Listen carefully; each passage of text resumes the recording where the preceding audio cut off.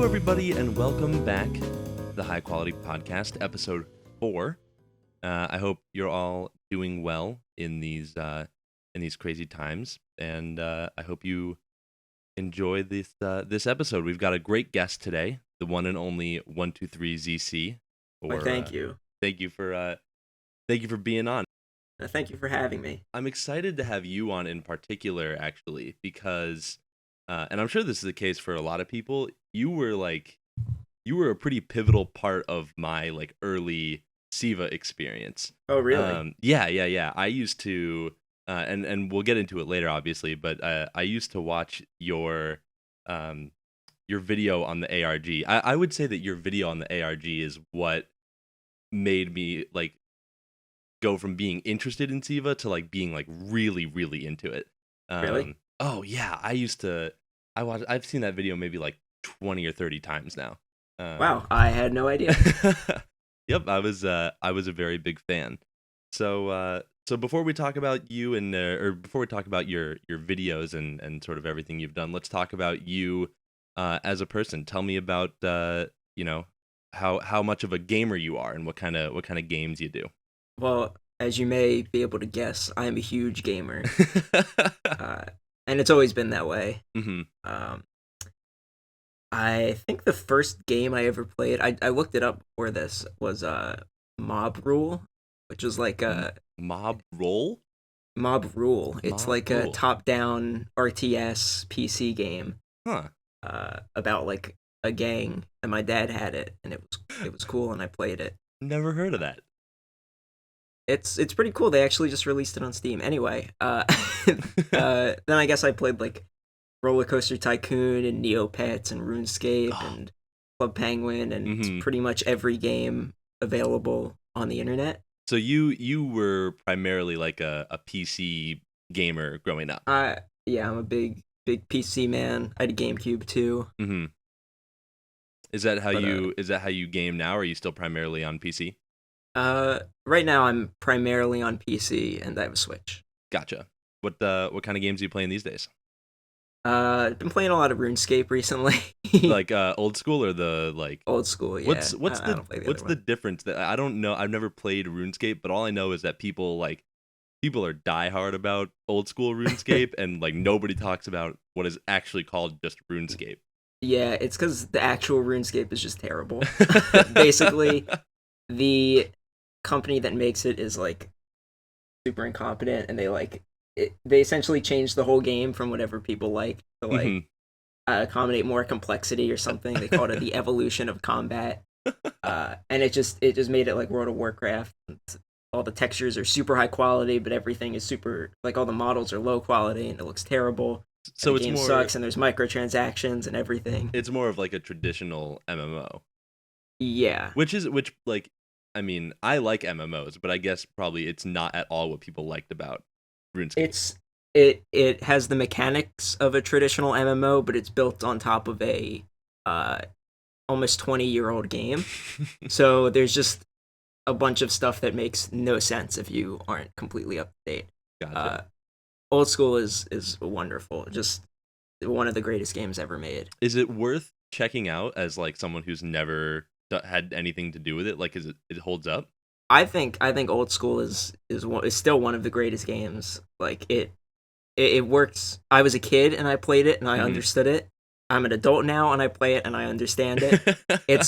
It's wonderful. It's got to be a piece of divine intervention or something that they've made a game this good. Wow, honestly, you're kind of selling me. I might. It's free, right? You just go get it. There is a free portion, but there's also a membership. Okay, interesting. But I can go check it out for free. Yes, you can. Yeah, you might have just sold me. Well, awesome. And then usually the other question that I like to ask, and I mean, again, you can correct me if I'm wrong, but the other question I like to ask is how did people start getting into making music? But you don't make a lot of music yourself, right? Not yet. Not yet. Okay, but it's something that might be on the horizon for you. Hopefully. Gotcha. But what about just you and VGM? How did you get into that, and how did that lead into you getting into the channel? Well, I've never really been into video game music.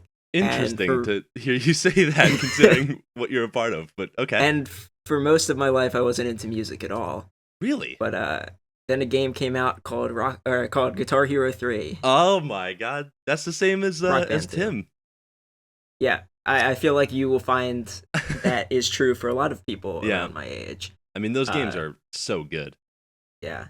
So like my parents have never really been into music. Hmm. I've seen my dad listen to one album ever, Dude, uh, what album? and Jersey Boys, and my mom listens to country exclusively. So I Oof. never really got uh, I never got any music taste from them. Hmm. So when Guitar Hero 3 came out and there was like good rock music in it, I was Yeah. like, yeah, this is cool. And then a small band called 303 came out with an album. I forget what it's called. Is but it is it any chance called Starstruck? That's the 1303 album I remember. it's the one before It's the one Starstruck. before. That's the one that. Like All the Hands or something. It's got All the Oh, Hands it on it. definitely is called All the Hands. Uh, Interesting. Yeah. yeah, so that was like the first album I ever really got into, and Huh. then uh, I guess my music taste kind of developed when I like became an adult, and then I started enjoying like uh, the music I enjoy now, which Hmm. is like Japanese indie rock music. Gotcha. Okay, so what is so how at all did you become someone so invested in SiIvaGunner? Uh, well, I like video games. Okay, that's I don't listen to too many video game soundtracks, Hmm. but when I saw or when my friends showed me a channel, I have a video up of the moment I discovered the channel or first Oh, watched you it. do? Yeah. Oh, So, and you could show it right now. it's on the screen. Yeah, and my friends showed it to me, and I found a lot of joy in video game music edited to be other things. Hmm. Because it's a very funny concept to me, and so I started following the channel casually. Channel got shut down, came back as what we know it today, and then there was this whole ARG thing, and I participated in it. Yeah, so I mean, it not for at least from my memories of having watched that video so many times. It not only did you like participate, but you were like you were like one of the front runners in sort of getting that solved, right? I was probably I was probably the first or the second person who solved the most steps. Hmm. So walk me through just I mean so I will forever be jealous of like not knowing like I didn't even know Siva Gunner was a thing when that whole thing was going on, and that watching your video on the ARG, like it looked like so much fun. So just tell me about your experience like going through that. Yeah, so this was back in 2016, and I followed the subreddit, I think, Hmm. and someone posted on the subreddit, it's like there's an ARG going on, and it's like what? Because I saw this blank album, and I looked at it and I was like, this looks weird. I wonder if there's a hidden message in this. Maybe not, and I never looked into it. But then I saw some posts, and they're like, get on this Discord server, and at the time, Discord was very new, Hmm. and I wasn't in. I don't even know if I had an account. I might have made an account to join.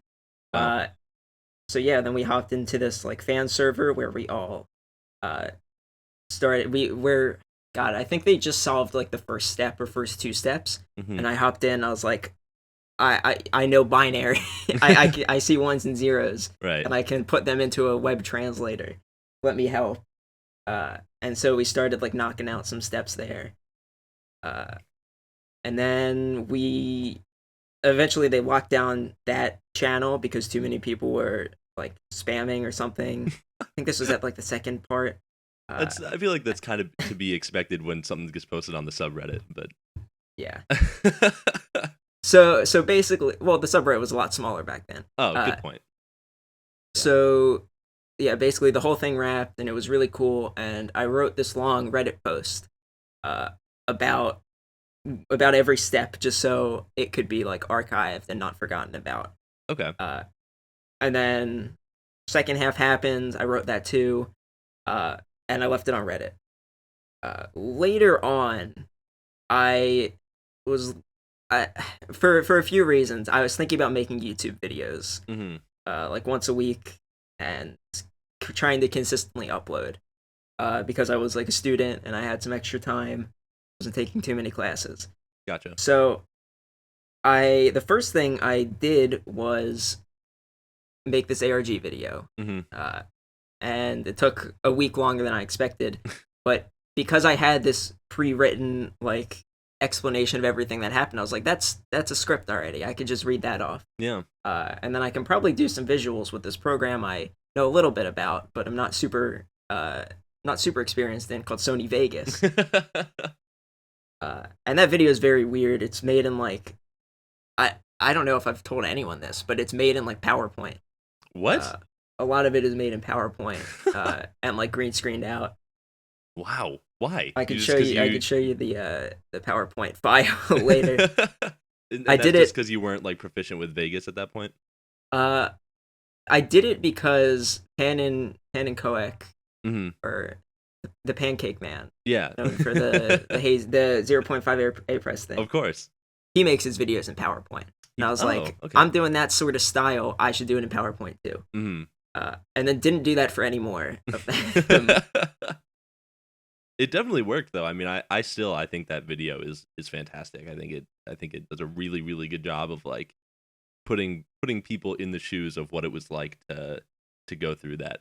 I'm glad. And I definitely like I know, just I remember from like reading the comments and just from talking to people, in the community over the years, like um that that video made people realize that like Siva was a bit more special of a thing than just like the funny meme channel. Um, so yeah, and so then you decided, not just to make this one video, but you made this whole series of SiIvaGunner Explained. Yeah.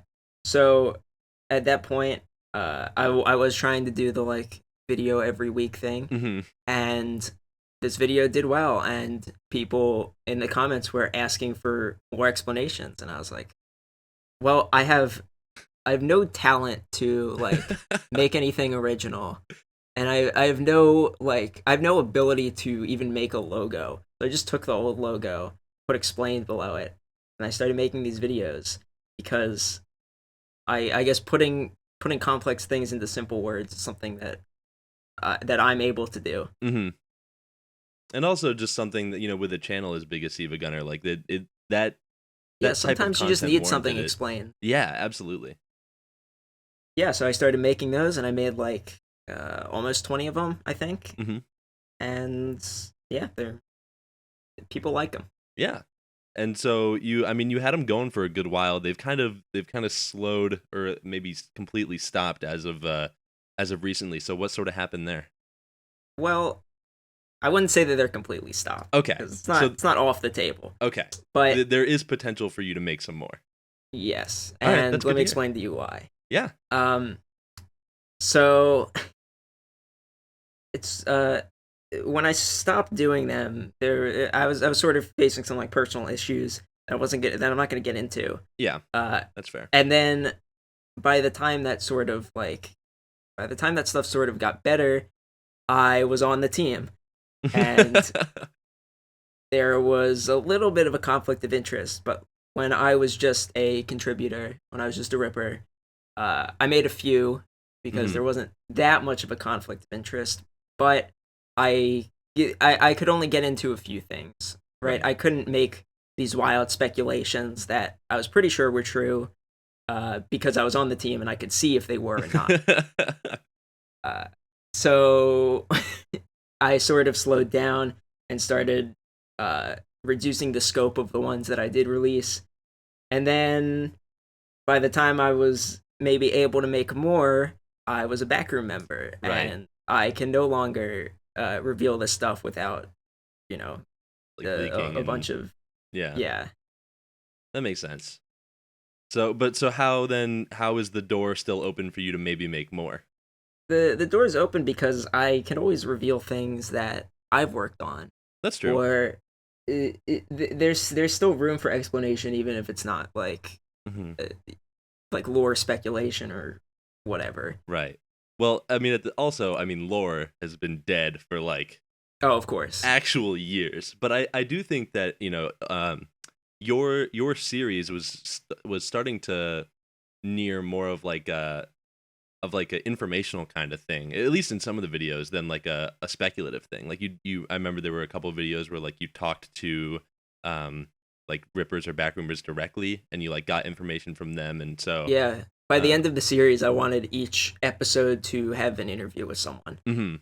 And I think I mean, I obviously think that that kind of content has like a place because I'm making some of it, but yeah, I mean, I definitely would love to see more SiIvaGunner Explained videos from you Hey, in the maybe future. someday. Yeah, yeah, and so before we move on to talking about you as a ripper and a backroom member, something that I just kind of thought of that I wanted to ask, um, is SiIvaGunner Explained aside, what sort of do you have any sort of goal with your channel going forward? Like, do you still you put out some videos from time to time? What's Um, what's that kind of about? in terms of goals, not really. Okay. So back when I was making videos, uh, everything like YouTube was fairly all right. Hmm. And when I slowed down with videos, there was this whole thing about the apocalypse Right, of and course. demonetization. Now, I never made videos for money, Uh-huh. but the ability to have a little bit of income and like justify buying a microphone and and an editing program to actually make the things that I'm making, Hmm. uh, that was helpful. Yeah. Uh, but along with this demonetization thing came that yellow check mark or that yellow dollar The sign, little yeah, the little which even if you're not interested in money, if your video is demonetized, it no longer gets recommended. Hmm. So basically, you had to self censor yourself Yeah. to now have your videos, even show up on YouTube. Right. And I am not interested in censoring myself at all. So It's I mean, it really is so stupid. It not only is it so stupid that it even happened, but it's stupid that YouTube continues to just like take missteps all the time and just it like you YouTube has an impressive way of somehow getting everything wrong. it's Usually so even if you're true. flipping a coin, you're getting 50% of things right, 50% of things wrong. Yeah. But YouTube YouTube manages to get everything wrong constantly, which is kind of impressive, but it I wish they really didn't do it. it I mean, it's just like and it sucks that there's just no alternative platform and they're just like can't I mean, you can't get bigger than you can't compete with YouTube. It's been dominant for so long. Yeah. So I'm fine just uploading whatever. Right. It's more of like just a pure hobby thing for you. Yep. Very cool. Very cool. All right. Well, let's get into the meat of it. You being you going from being, the SiIvaGunner Explained guy to being SiIvaGunner himself. Um Yes. so I Of want to I want course. to start with a story that I've been dying to hear because I remember so clearly like obviously I knew you um as like the SiIvaGunner Explained guy, and then MagFest 2018 happened, and all of a sudden you just popped up in the Rippers server. Um, so what's the story there? um so let me just start with how I got to MagFest. Oh yeah. Basically, the channel going to MagFest was announced like a few weeks before it happened. Mm-hmm. Uh and I had no idea. I was sort of out of it at the time. But I heard that and I was like, I'm free that weekend. I would love to go and meet the team, even though I didn't know that many people at the time. Right. So I went and I Twitter DM'd with some people because that was the only way I was in contact with them. Mm-hmm. Uh, we met, we hung out, uh, and we kept hanging out the whole time. And then I got invited partway through, which, to be honest, I had no idea how the whole like team structure even worked at the time. Uh, but I did get invited while I was there, and I realized that you weren't at that Magfest. I was not. Nope. Yeah, so you never got to hear the story, or you Right. weren't there. Yeah. But that's awesome. So I didn't realize that you like I thought that maybe you were already gonna like have been going, but no, you found out that the team was going and you just like jumped on a and then plane. I booked it. Yeah. Wow. So the actual story of the invite Yeah. was I was in a hotel room and I think it was Chase handed me a a napkin with like with some letters written on it. He's like, solve this ARG, and I was like, all right. So I went to the site. I forget what it's called, that you you put in like a string and it tells you every URL it could fit in. Whoa, I did not And know that was a thing. it popped up. It was like a five letter alphanumeric, and it popped up. It was like Imager, Pastebin, or Discord. And so I clicked on it. I clicked on the other one, and then I clicked on Discord, and it popped up an invite, and I was like, "Whoa, okay, I understand." Wow, And you that solved that was, really fast. yeah, Wow, that's awesome. That, I mean, it's definitely cool. There've been like a couple of things like that where like people get invited to the team at Magfest, or like it's almost a tradition in yeah, Magfest at this yeah, and it's point. all. I mean, it's just fun because it's you know, it's just it's a good time because It's a fun obviously. event, and having it in real life is even Exactly. better. When most of the team invite, I mean, pretty much all the team invites happen either through like an email or a Discord DM. There's something a little more special about like, you know, actually inviting someone in person, Actually even seeing the though. look on their face. Right, right. It's really cool. Um, so I mean, I definitely think that like, um, it's not something that like should be done just to like do it, but all 3 years there have been like actual like good people to do it too, so it works. Hmm. um so that was January 2018, so you've been a part of the team for 2.5-ish years now. Yeah, I joined January probably 4th, Yeah, 2018. sounds Uh, right. joined Backroom September 2018, Wow. I think. Yeah. So And have been there ever since. nice. So let's talk about what you've been able to do as a part of the team. Run me through. Looks like you got some things here. Run me through some of your highlights. Uh, all right, let's start from the beginning. Yep. Ending Club Penguin was the first thing I ever like got on the channel. Yeah, I remember Collab you between you me and made a Chase. video on it, right? Yes. Mm-hmm. Which was a great thing to be able to do because it's not something that I could get into that much detail now. Right. Uh, because I wasn't on the team, it was a it was a good way to explain that sort of thing from an outsider perspective. Definitely. Uh, really liked that video. Big And crunch time to make it. you worked with Chase on it, right? Unless I'm Yes, misremembering. So how did that? I mean, you weren't on the team yet. You didn't have a lot of contact with the team. How did that come together? I think I Twitter DM'd him and was like, I want to do something for the end of this. Do you want to work on it? He's like, yes. And then, like the night before the game shut down, he sent me the audio. And he was like, all right, here it is. And so I made it and I sent it back. And I was like, put this on the channel. He's like, oh, this is going on the channel. I was like, yeah. I hope it does. It would be good. I think, and it did. And now it's got like 250,000 views. Yeah, it really it blew up. Yeah, I think the timing was just good, and I had it. Sometimes I have that feeling that something's gonna do well. Mm-hmm. I know exactly what you're talking about. Yeah. Hmm. So that was your first. That was before Magfest, before you were even on the team. Yes, that was Um, during the pause, which had to have been in 2017. oh, the pause, man! I gotta have someone on here who can talk about the pause because I want to hear about the Yeah, I pause. wasn't on the team back then. I I can't get into it that much. I thought the pause was like the coolest shit because the pause happened. A little tangent, but the pause happened when I was like watching through the channel. And so, I started from the beginning and I was like trying to watch all these rips. They kept coming out. And then all of a sudden there's this pause. And I'm like, oh, thank God. It gave me like a 2-month period where I could just like watch all the rips and not have to worry about others coming And then they out. But started uploading paused then they started rips, uploading those paused rips that had like the grayed out thumbnails. And I was like, which man. is absolutely hilarious. Oh yeah, it's great. Oh, it's so good. It got me even more invested in the channel than I already was. That like, man, I think the pause is like that's peak SiIvaGunner for me right there. I love the I pause. think it's cool too. Yeah. All right. So what do you got next? I don't recognize Circus Remix. Circus Remix was so basically when I joined the team, the like first event that was coming up was it's every day bro, Oh, of course. And at the time, I thought it was very funny, and I was very into it, so I made a bunch of things for it.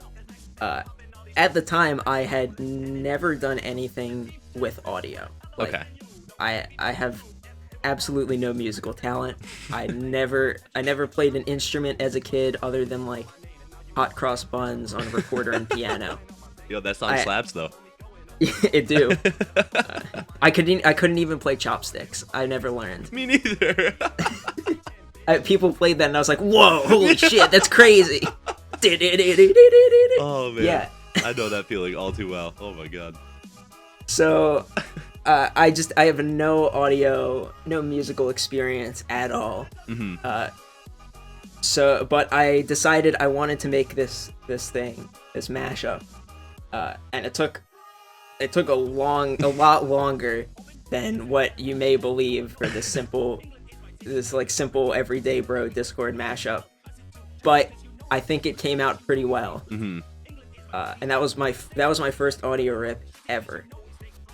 Wow, what a way to start. Thank you. Wow, and so yeah. No, that taught me about like how BPM works and like how you can sync up things. And I think it was the first thing I ever used Reaper for. You made it in Reaper? Yeah. Why didn't you do it in Vegas? I don't know. Dude. But I use Reaper now and I'm familiar with it and it's a really good program. Interesting. I've never even, like, every mashup I've ever made has been in Vegas, and I didn't know that you could. I mean, people do them in FL, but I didn't know that you could do them in. I mean, I guess you can do them in any software. It's just a mashup. I think it's easier in Reaper than it is in Vegas. If I'm ever doing something related to audio, I do it in Reaper, just because it has more fine controls over it than Vegas does. Huh. Well, maybe I'm gonna download. You're convincing me on a couple different things. Maybe I'm gonna download Reaper today. I'll check that out. Vegas does have good pitching, though. So it does. Pitching something. Very, very good for. I mean, that's why everybody uses it for YTPMV. But yes, of course. All right. What's next? Next up, doing our taxes. Yes, which was this one I remember. To this day, still my favorite like parody lyrics I've ever written. I think they works. It's just like the stars aligned, and it was like everything I wanted to put into these lyrics fit. And it came out. I think it came out really good. Yeah. That one also huge crunch time. I stayed up for like 24 hours straight. Oh my god. Mostly not working on it, but I did work on it some parts of that. Wow. And it was very down to the wire. I was editing the subtitles as it was like scheduled to upload.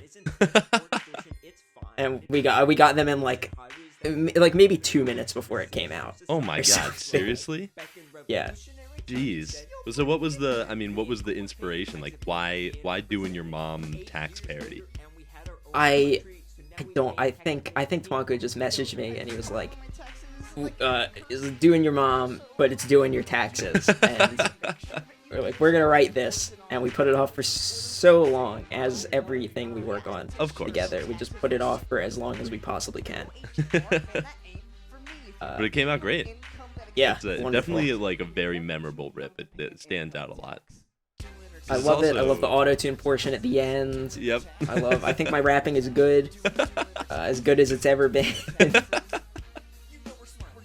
Dude, I still stand by. We got to do that. We got to do the SiIvaGunner rap track. Cypher? Yeah. Yep, get everybody on it.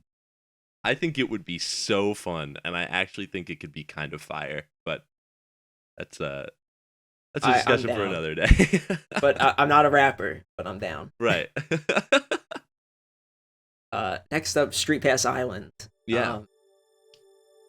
Can you guess how in what time frame this rip was made? It's rap, not a rap.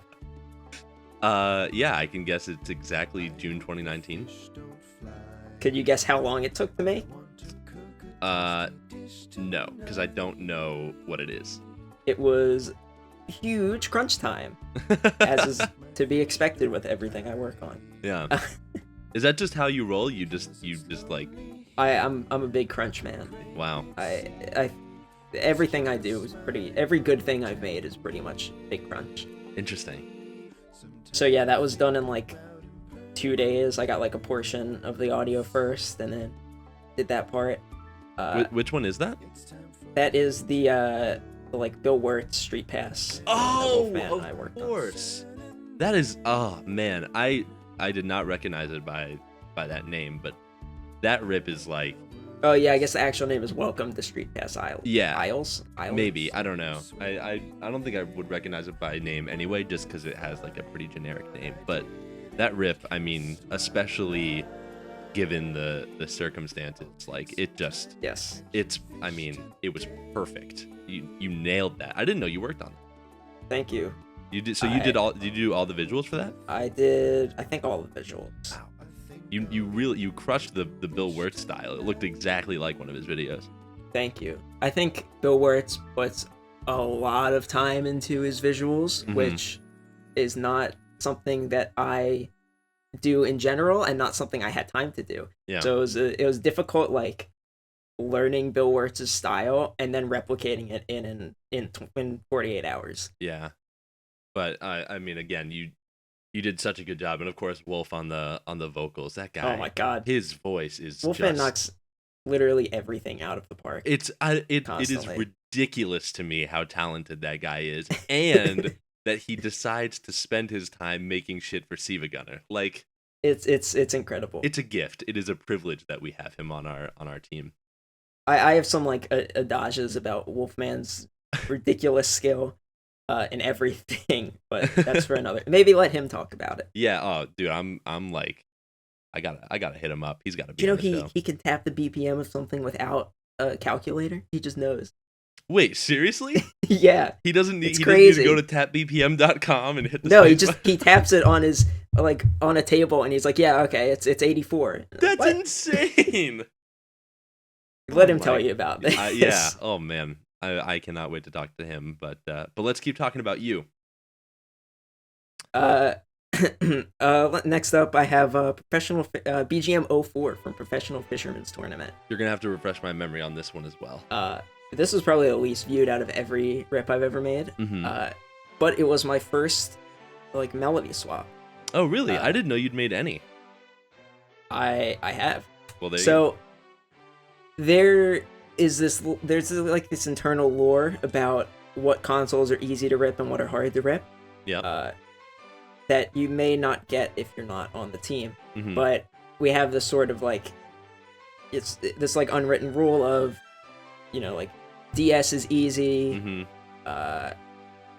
Some other like sequence stuff like NES is fairly easy, right? N64 is really easy.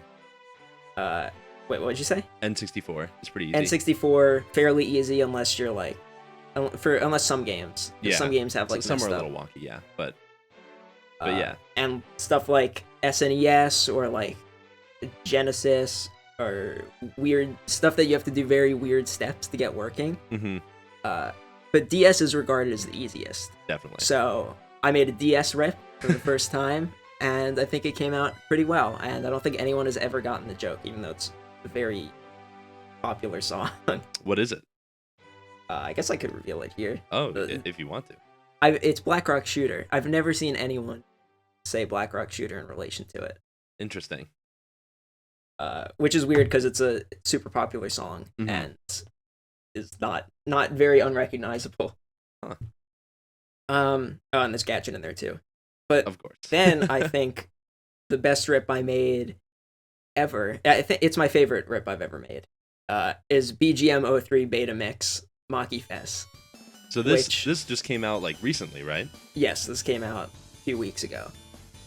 In this internal lore of like easy consoles to rip, hard consoles to rip, there's something past hard.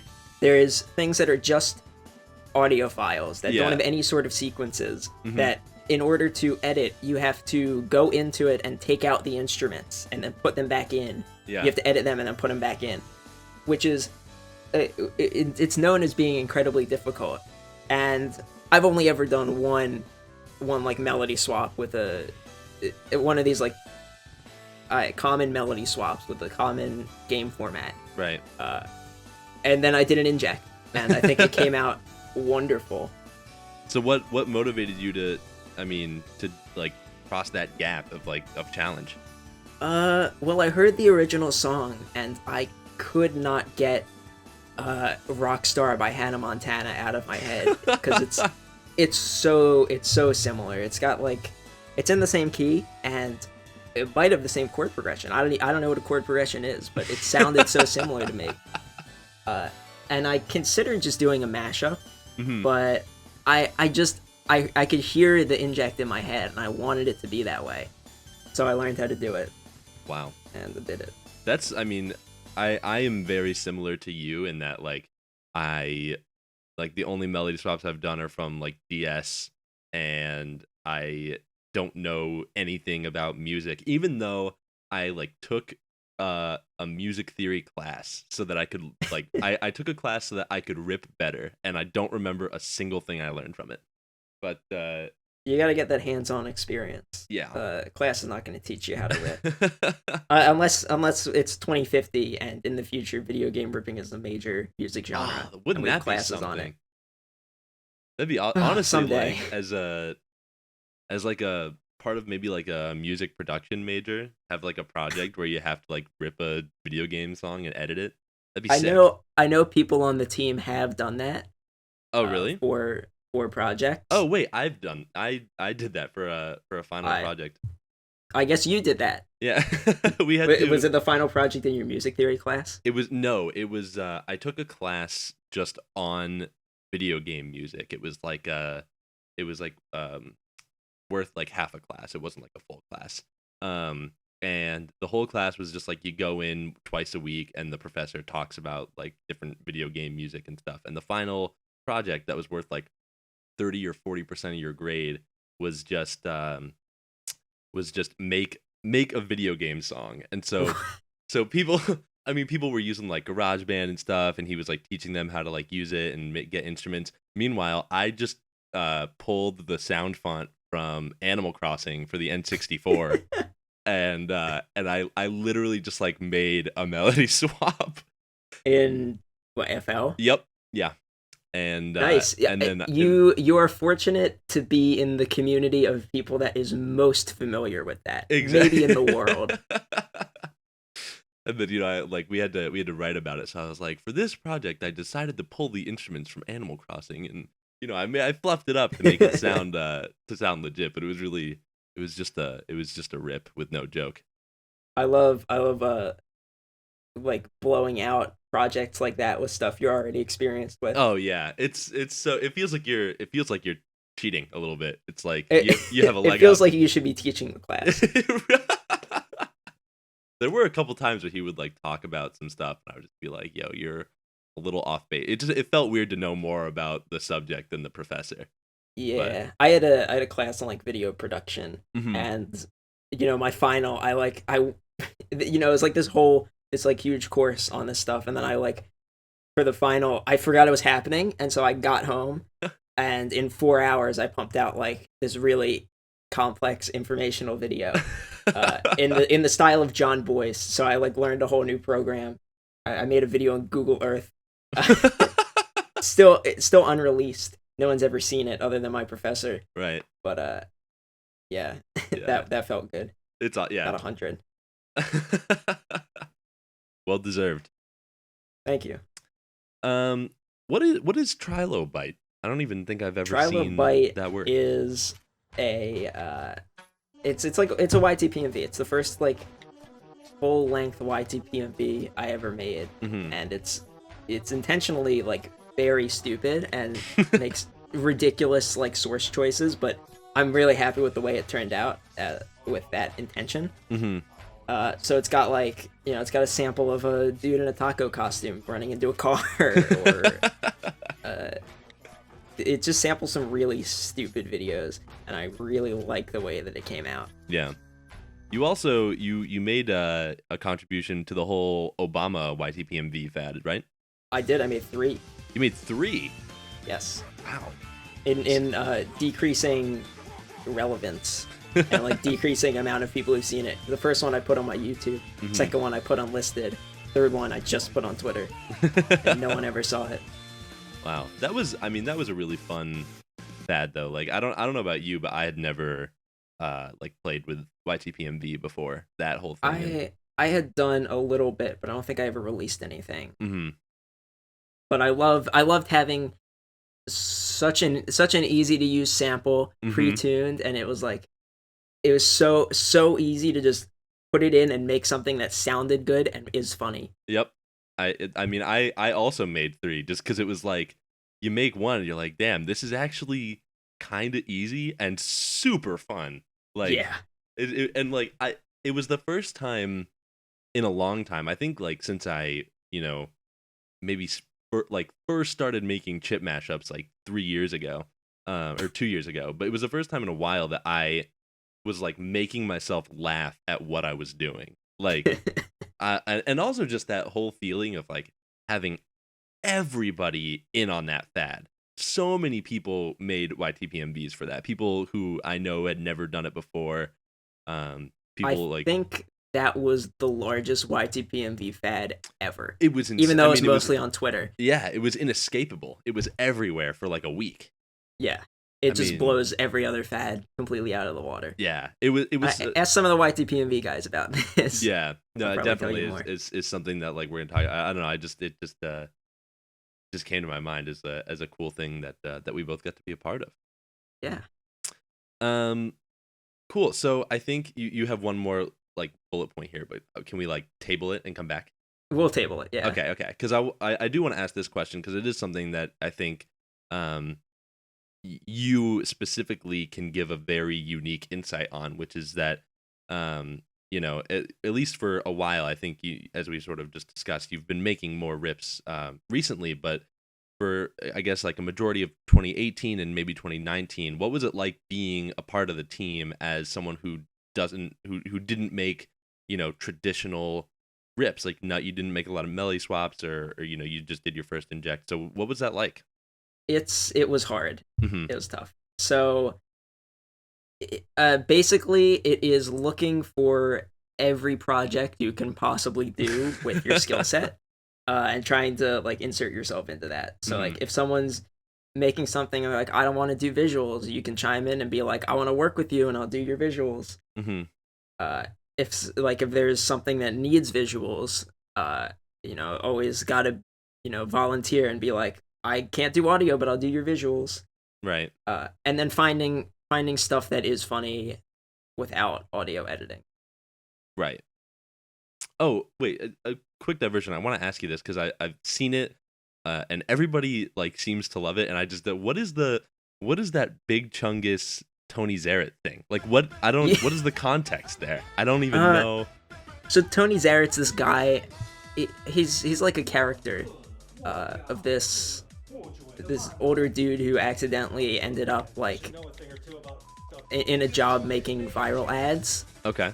There's this whole lore to it, but basically he makes these like weird, sort of out of touch things that are very funny. Where he'll censor words that are very slightly offensive, like normie, and and we'll like tag Big Chungus as like a meme from 2018, and he usually a lot of his videos end with him dancing to Havana. So this one that Big Chungus was in, it ends with like a parody of Havana, but it's Big Chungus, ooh na na. Oh my God, is that where it comes from? That is where it comes from. It's called Holy shit! it's God, it's I forget what it's called. It's called like the wrong order at Burger King or something. I had no idea. I thought that was just like a joke that someone here came up with, and that's why that K-Fad thing was made. But it started there. Yes, it is a reference to Tony Zarrett. Gotcha. Okay. Anyway, would definitely recommend him. Makes really funny little internet videos. Right. The reason that popped in my head is because that video in of itself was a collab, right? You had CSG make the audio for that. Yeah, I mean the whole intention of that was like, basically I made the visuals because I was like I wanted someone else to do the audio. I could do it, but it wouldn't sound as good as it does. Right. So I basically was like, all right, I'll finish all of the visuals and then I'll post it and I'll be like, anyone want to do the audio? And CSG was the first one to do that. And so Gotcha. yeah, So so now more recently you've been getting into the melody swappy stuff, and more like traditional rips. Is that in part because you like want to contribute more to the channel, or is that like just sort of something that you're exploring just out of your own hobby interests?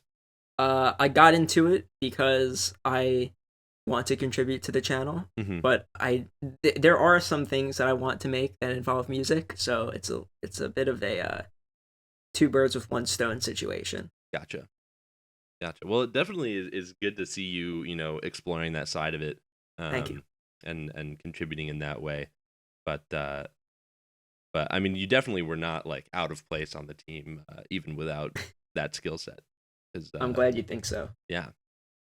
Um, cool. Well, so now the sort of last big thing that I want to talk about, and I'm really glad that I get to talk to you about it, just because it was so fun to just go through the whole experience with you.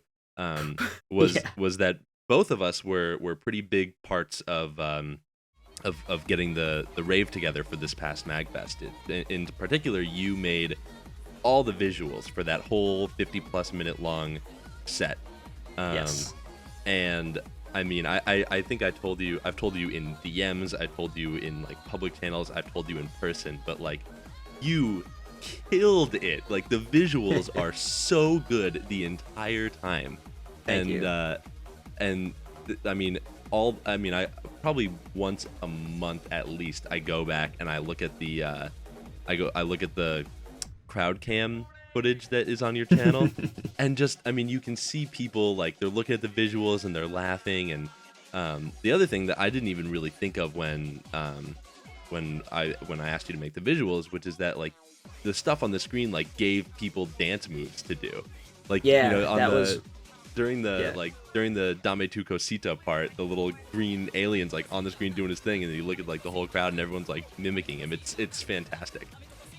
Yeah, that was the intention Yeah, with a lot of it. yeah, and it's so good. So tell me, like, just how did you pull off making visuals for that whole thing, making them so entertaining, and also you did them in crunch. 48 hours, yeah. 48 hours to make 53 minutes of video is Seriously. not very much. Uh, which, okay, first I have to thank you for actually getting this thing to happen. Yeah. If I wasn't there, it still would have happened and it would have been great. Mhm. If you weren't there, it wouldn't have happened at all. I guess Like, I it would have been guess terrible. I guess that could be an interesting thing to talk about briefly. Is like, originally the rave was supposed to be something else. It wasn't what it ended up being. So do you want to talk a little bit about like the initial I mean, idea for the rave? it turned out essentially as I first imagined it, Mm-hmm. but the plans when it was coming up were more like I would just string together a bunch of rips and we would dance to them. Right. And it wouldn't have been anywhere near as good, but we would have had a fun time. Oh, definitely. Yeah.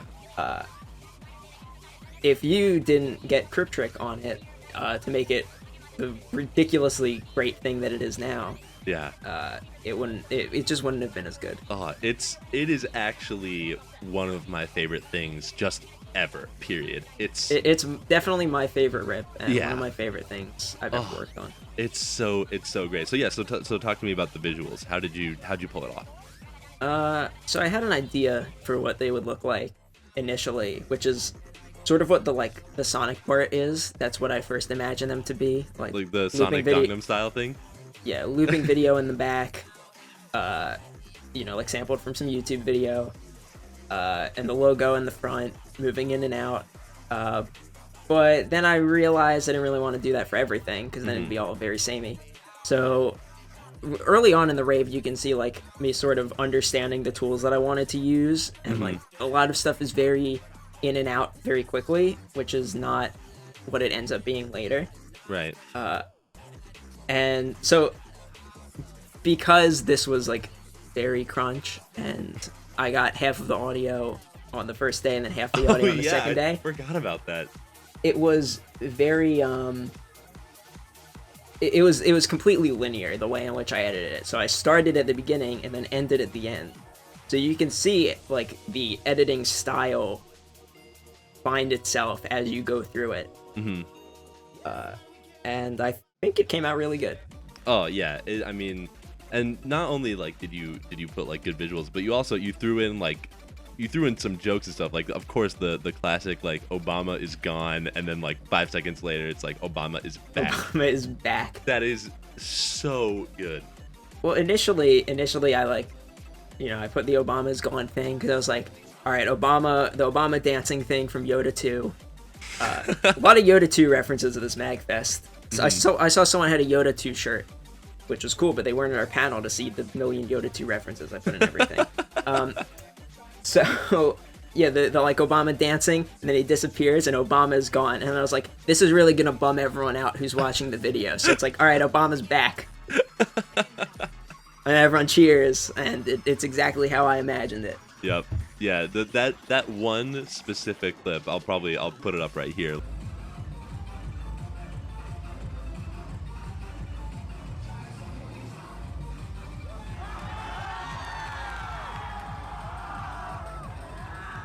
Like of just like everybody, it literally happens just like that, where everybody goes like, "Ah," and then like they just go wild when he comes back on the screen.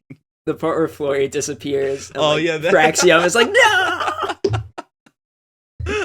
Gets me every time. It's so good. Oh man, that video. Link to it in the description if you haven't seen it already, of all of us just dancing around. And oh man, I think that I think obviously like the set itself made that event so fun, but definitely like the visuals and like having something for everybody there to look at, rather than just sort of like looking at each other while dancing, listening to music. Definitely.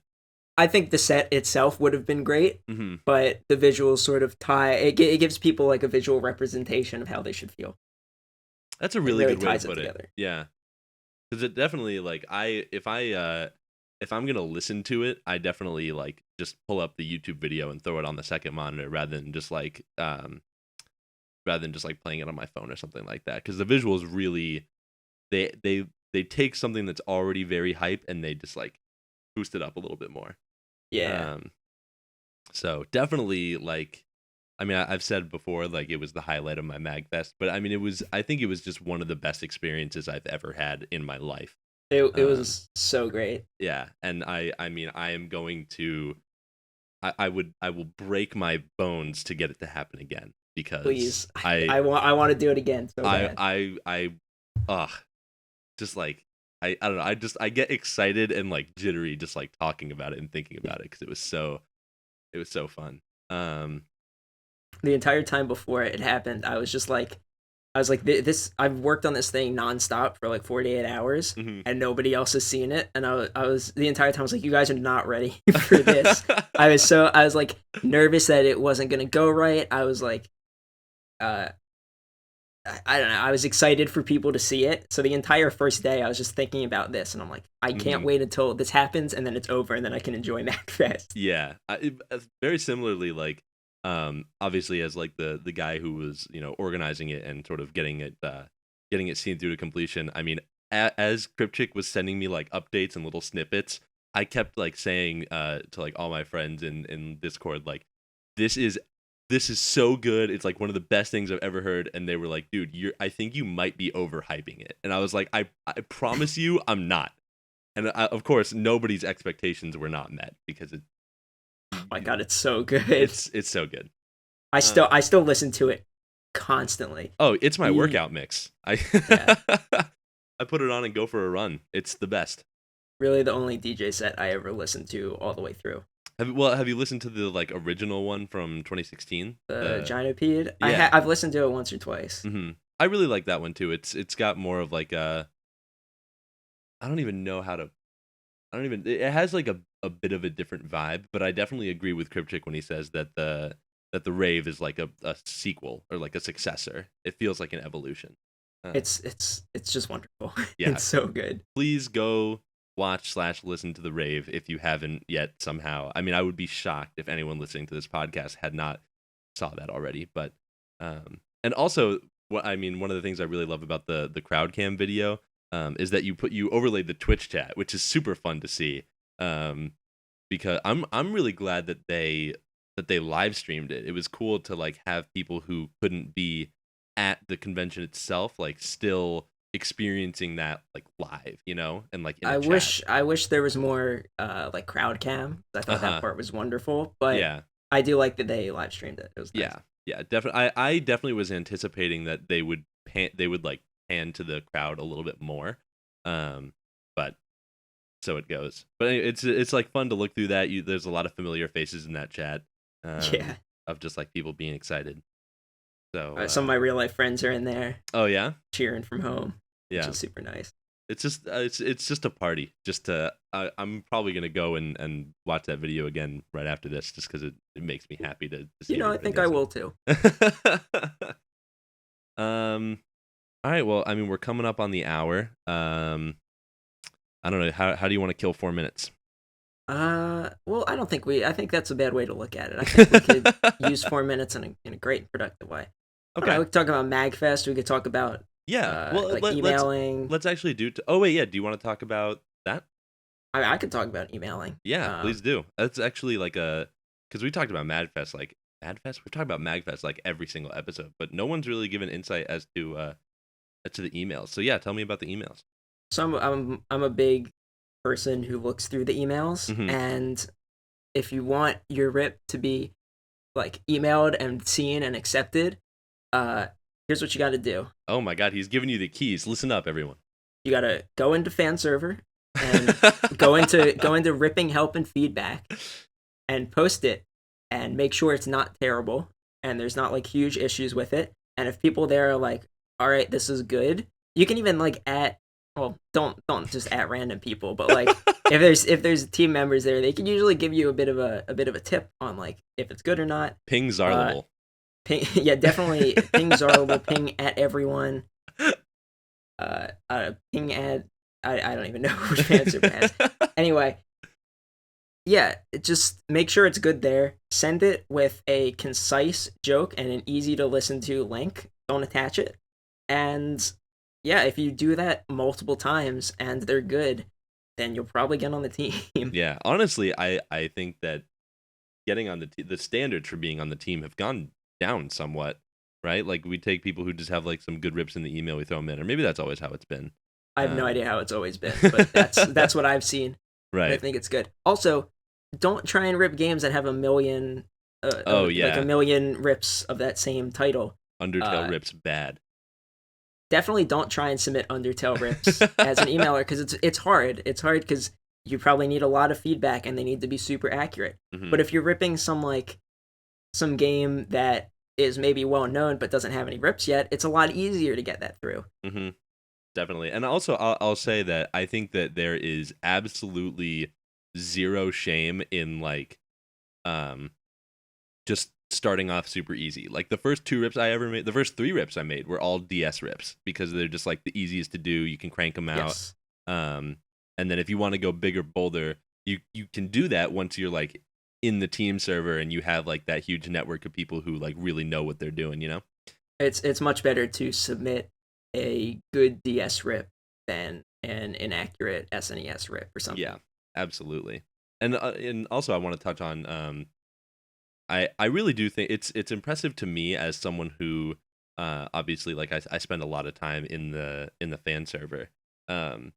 It's impressive to me how ripping help and feedback has established like that little community of its own. Like it actually people go in there and they get the feedback that they need and Zach is definitely right. It's a good resource. So yeah, there's a lot of people in there who know what they're talking about. And Mhm. a lot of team members who a lot of check team it, members, yeah. give them feedback. Yeah, definitely would I recommend I that. check it every so often to find emails to pull. Hmm. Yeah, and so and when you go through the emails, you just like to do it for fun, just to go through and see what's being submitted. Well, everything I do on this channel is Right. for fun. Yeah. Even uploading. Yeah, I enjoy uploading. Really? That's why I've been doing it forever. Makes sense. Nobody else has done it for the past like other than RH. Yeah, you two really. Sometimes I'm lying in bed at night and I wonder, like, man, would SiIvaGunner have videos if 123ZC and RH Man weren't? No, we just have people thinking us saying that there's nothing scheduled. Yeah, schedule slip in 3 hours, and then there's just no response, just complete dead air. Schedule slip forever. Great. Well, awesome. That was honestly that was a really good little way to end off. Give people some good advice, and Yeah. the channel obviously is alive and well, and is always looking for more contributors. So if you're someone who is, both Zach and I started off being like um just fans, and Yeah. with no musical ability, and now here we both are. So if we can do it, you certainly can do I sent in some bad emails. Man, it. now I'm on the team. I rem- Crazy. I remember my the first the first quote unquote rip I ever made was a mashup with Welcome to Dangan Island from Danganronpa 2. And it has like it's got like Toxic by Britney Spears, it's got Gangnam Style, it's got Kendrick Lamar, All the great sources. all the great sources. And I thought it was so good, and I submitted it, and it got rejected because people were like, it's off sync, it doesn't work, it's lazy, it's boring. And I was pissed. I was like, this is bullshit. And this is like, how could they not want this? Of course I go back and listen to it now, and like, it is total garbage. But Yeah. When you're listening, when God, it's hard to gauge something that you've made. yeah, it Because is. it always sounds the way that you want it to sound. Yeah. And I'm also like I'm also very guilty of like being disheartened of like if I work on something and maybe I'll like send it to a friend in DM and be like, hey, how does this sound? They'll be like, it's clashing, it's off, it doesn't work. I'm like, damn, I thought this was hype as hell. I have a mashup of Humble by Kendrick Lamar and Death by Glamour, Undertale.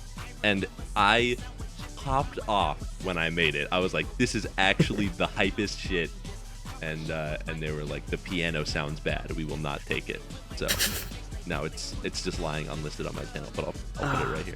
God, there's one rip that I've been meaning to release. I worked on it in 2017 for 11 months. What? And it no one has ever heard it, I And think. is it good enough to go on, like, is it going to go on the channel? No. Oh. Well, maybe it could if I made it from scratch. Mm-hmm. But I will probably just put it on my channel and be like, this is an abandoned project I worked really long on before I was super experienced Mm-hmm. with the editing tools that I have and just music in general. You definitely should do that, though. It's always cool to like see like abandoned projects. Yeah, I got a lot of them. I think I've probably worked more on projects that are abandoned than most people have worked on projects total. Oh man, I know that feeling all too well. Uh, So, all right, well that's perfect. I think that about does it. Zach, thank you so much for joining me today. Hey, thank you for having me. Thank you for hosting this whole podcast. Yeah, Thanks for existing. I try my best. It's been a fun time. I'm Thanks really for glad. being new. Thanks for being a guy. It's Thanks for my claim to fame. yes. So where can people find you on social medias and the like? Hopefully soon, nowhere. But Really? for now, I'm on Twitter and on YouTube and on Discord. Interesting. Best way to get in contact with me, probably Twitter. Okay. All right. Well, I'll put all those links down below, so you can I'm also go. on every platform ever. But yeah, just do Twitter. It's easy. All right, you heard him. Tweet him if you want to. I guess you could send me a Neopets, Neomail, but do you still play Neopets? I still play Neopets, yeah. Seriously? Yeah, it's pretty good. Isn't the website like not secure? It's not. I But the game's still fun. I used to be a Neopets fiend. Do you remember? I guess not remember. I guess it's probably still there. The game that is, I remember it was a huge The deal. Ice Caves. The ice cream was a big one. I do that one was good, but the one that I loved the most was that it's like a 3D game where you're like on a surfboard going down a river. On a surfboard going down a river. It's 3D? Yeah, it's 3D. It was like God, a huge deal because it was like the first 3D Neopets game. I have no idea. What? Were you a monkey? Were you a Mincy? I don't know. That's the only character I can think that would be on a surfboard. Huh. Well, you should look it up if it's still there. I'll check it out. I'll go Look play for it. I'll River get Game. It's on there. River Game. All right. River. Anyway, thank you all for tuning in for this week's episode, Thanks, and boys. hope you enjoyed it. And I will see you guys next week with Bye-bye. a different guest. Bye bye. Have fun. Good night. Farewell. Like and subscribe. Bye.